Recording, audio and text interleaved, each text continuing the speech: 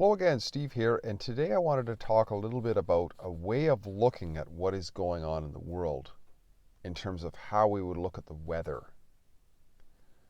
Now, this is particularly applicable to people who are accustomed to northern climates or harsh climates where you have to plan your year and plan your future and what have you, because those of us who've lived in harsh climates, we understand that there's not a lot we can do about the climate, right? I mean, the winter's coming, it's going to be very cold, there could be storms, there could be times when we can't get out, times when we can't go to work, times when, if we weren't prepared, we could actually die. I mean, I remember when I first moved to the prairies, because I had to drive quite a distance, I actually packed what would be essentially survival suit in the back of the car. I had boots that are good for -80.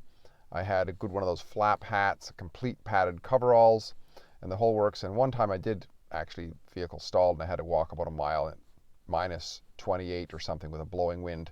And I just dressed properly and I could walk perfectly fine. But that was being prepared because there was nothing I could do about the weather. I had to think about what I can do now. So if you think about a lot of the things that are going on right now, it's like we're heading into this really deep winter, right? Where there's all kinds of things going on and there can be lots of storms happen. So what do?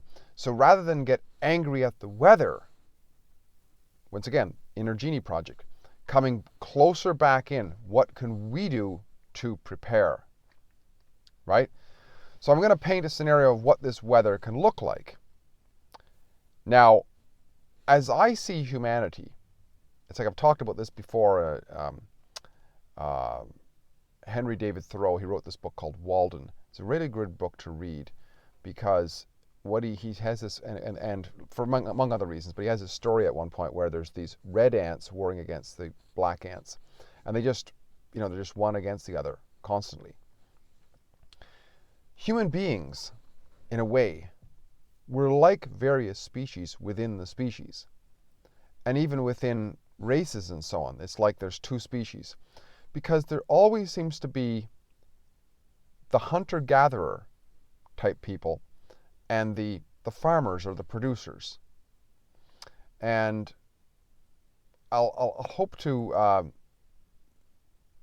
be able to explain this because I think what we're seeing going on in the world is the result of many, many years of us allowing the hunter-gatherers to take over. And they always make a mess of it because it's like a cancer that grows, socialism and so on, and it ends by eating its own host. I remember years ago I was at a meetup, and this one guy, he was from some part in Arabia, but he was talking about how the Bedouins, way back in the day, there was various different tribes of the Bedouins. Some of them were more of a stationary type people. And there were other tribes that were nomadic. And the nomadic ones, what they did is they raided the stationary ones for what they produced. So they didn't produce anything themselves. They just mooched off the people who did, establish themselves in areas and villages and what have you. And so there was a certain amount of raiding that was sort of lived with, just like we live with a certain amount of weather. And that's kind of what we do. The producer class tolerates a bit of predation, taxation, and all this sort of stuff. And we even sort of justify it by, oh yeah, we somebody's got to pay for the roads and all this stuff, but nobody likes it. Nobody likes to have to pay because of coercion, right? But that's really what's going on, I would say. Because I mean, if you look at the world right now, you see what's happening is that governments who are occupied, by and large, by a very sophisticated predator class or a very sophisticated hunter-gatherer class, they are using this chaos, this pandemic, to up their controls. Because in their mind, the more control they have over the producers, the more they can mooch off them. That's what I would say. And I think this is the reason why people like Elizabeth May and other liberals within so-called Canada, they actually love the lockdown They love the lockdown because it's an opportunity, and they've said it. They've actually said it in Parliament. Elizabeth May is hoping that the lockdown can be indefinitely sort of instituted because it imposes more controls over people, right? If you're a farmer, you want a great amount of control over your animals. You don't want them to go anywhere. You want to make sure they're fenced in and so on. And then you want to figure out how that you can maximize the production out of them while they're locked down. I mean, I don't know if these people are that smart, but I think that's what's happening to a great extent. Now, here's where this comes along in terms of the Inner Genie project. Okay, all that being true that human nature is such that it is sort of a separation of hunter-gatherer type people and producers. What the producers have to constantly figure out is how to wall themselves off, how to set up the defenses, how to deke and weave and turn and be able to survive in the harsh weather of many, many rabid hunter-gatherers, which can be increasing more and more all the day. You can see in places like South Africa where people are starting to run in the streets and thieve whatever they can because they're starting to starve. I mean, things can get extremely dangerous, but we have to think ahead of that. Think ahead of that and realize, okay, that we are producers. Or at least learn how to be producers. And producers, what they do is they produce, but they also save. They put aside, they have conversations with people, make allies, and support one another, and this sort of thing. Well, this involves ourselves thinking.